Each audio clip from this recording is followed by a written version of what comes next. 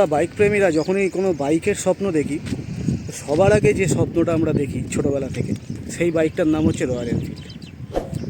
Royal Enfield শুধু একটা স্বপ্ন নয়, রয়্যাল এনফিল্ড একটা অ্যাম্বিশান, রয়্যাল এনফিল্ড একটা প্যাশান, রয়্যাল এনফিল্ড একটা লাইফস্টাইল। অন্যান্য মার্কেটে আরও বাইক আছে, আরও বাইক আমি চালিয়েছি, কিন্তু রয়্যাল এনফিল্ডই। যে কারণে বারবার রয়্যাল এনফিল্ডের কোনো বাইক লঞ্চ করলেই চালাতে নিয়ে চলে আসি, দেখাই ইউটিউবে। তো সেরকমই আজকে একটা বাইক নিয়ে বেরিয়েছি।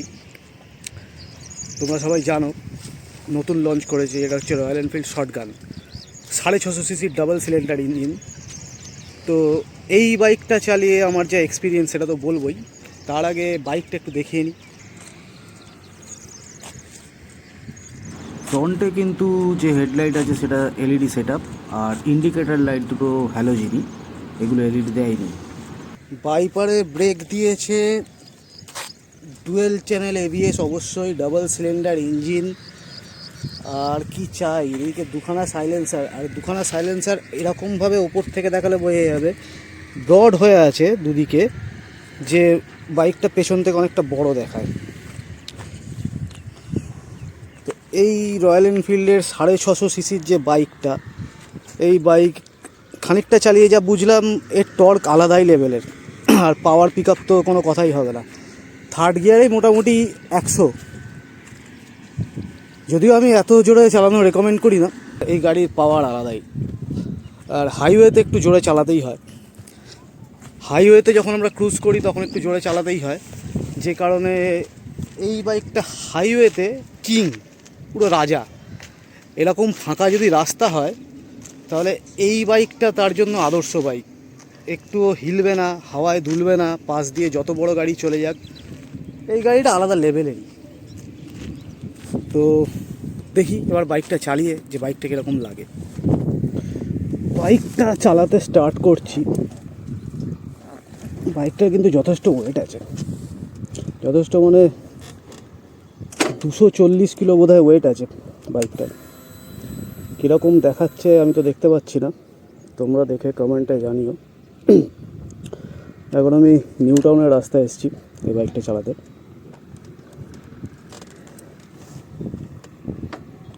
আর দেখা যাক কীরকম হয় ব্লগটা।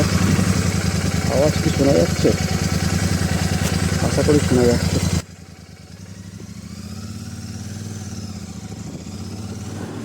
প্রচণ্ড ভালো throttle response, 52.3 newton metre torque আছে, খুব টর্কি ইঞ্জিন। গাড়ির একটু থ্রটল ঘোরালেই থ্রটল রেসপন্স মারাত্মক, গাড়ি খুব টানছে। রয়্যাল এনফিল্ড এটা কী বানিয়েছে, মানে মারাত্মক জিনিস বানিয়েছে, হাইওয়েতে সত্যি রাজা। মোবাইলে তুলছি, জানি না কতটা কি আসছে, গোপ্রোর মতন তো আসবে না, কিন্তু তবুও যতটা পারি দেখানোর চেষ্টা করছি।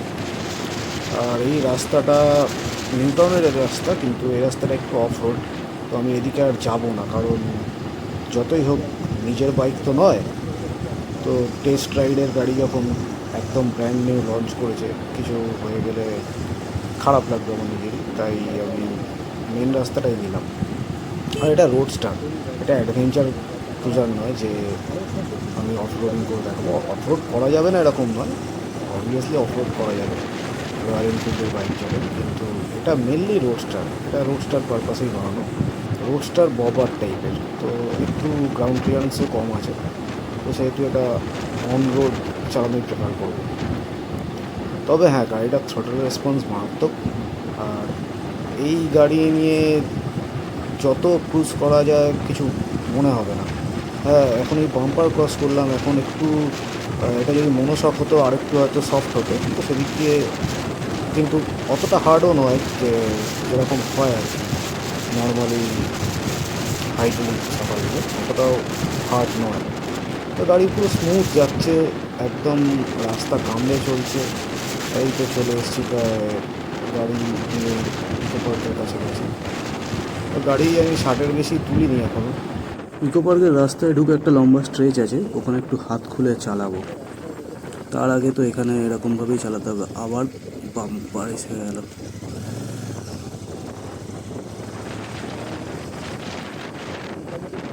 শটগান নামের সাথে গাড়ির কিন্তু মিল আছে। শটগান মানে আমরা যেটা জানি যে যে বন্দুকের রেঞ্জ খুব শর্ট কিন্তু খুব পাওয়ারফুল, তো এই গাড়িটাও সেরকমই। গাড়িটা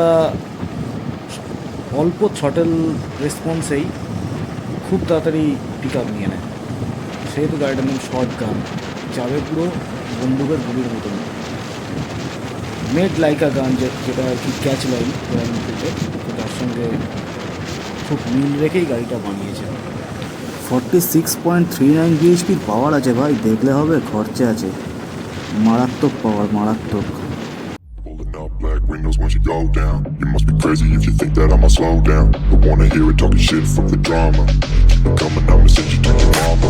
Mr. Whip, whip, whip, with the guns out. Dropping bodies in the place till the sun's out. Can't fuck with this, I'm going to try. But when the bullets fly, I'm the last one to die. বাইকের যা পাওয়ার, বাইকের যা response আর বাইকের যা look, তো এই জায়গার অ্যাম্বিয়েন্সের সাথে এত ভালো যাচ্ছে।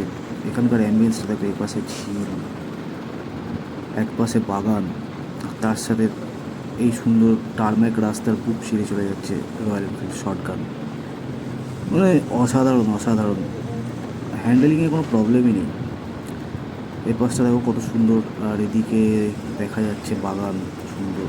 এখানে এই জায়গাটা আমার খুব প্রিয় জায়গা। এপাশে দেখো ঝিল, আর এপাশে দেখা যাচ্ছে বাগান কত সুন্দর। এই জায়গাটা নতুন করে বর্ণনা দেওয়ার কিছু নেই, এখানে আমি প্রায় আসি বা আসতাম, অনেক স্মৃতি জড়িয়ে আছে। আর যারা চেনে না তাদের জন্য বলে দিই, এটা হচ্ছে ধামসা, ইকো পার্কের 6 নম্বর গেটের ঠিক পাশে, পেছন দিয়ে ঢুকতে হয়। এখানে আইফেল টাওয়ারটা আছে, আর যারা এখানে থাকে কন্টেন্ট ক্রিয়েটার, তারা খুব ভালো করেই জায়গাটাকে চেনে। এই জায়গাটায় এই গাড়িটা খুব মানানসই। একটু স্যাডলিং করে দেখলাম, স্যাডলিং বেশ ভালোই করা যাচ্ছে। আর এই বাইকটা সবথেকে ভালো জিনিস যেটা হচ্ছে, সেটা হচ্ছে ব্রেকিং বাইক। পিছনে 300 mm এর ডিস্ক ব্রেক, আর সামনে বোধহয় 320 mm আছে, তো ব্রেকিং বাইক খুব ভালো। You must be crazy if you think that I'ma slow down. Don't wanna hear it talking shit from the drama. Keep it coming, I'ma send you to your mama. Mr. Whip, whip, whip, with the guns out. Dropping bodies in the place till the sun's out. Can't fuck with this, I'm going to try. But when the bullets fly, I'm the last one to die.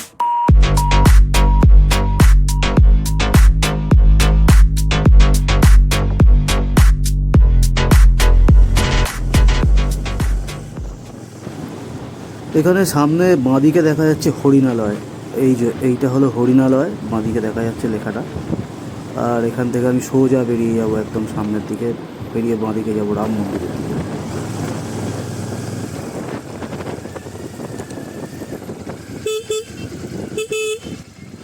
এর আগে এই royal এনফিল্ডেরই Himalayan Scram 411 আমি চালিয়েছিলাম, সেটা নিয়ে একটা video করেছিলাম, সেটা I বাটনে ক্লিক করে দেখতে পারো।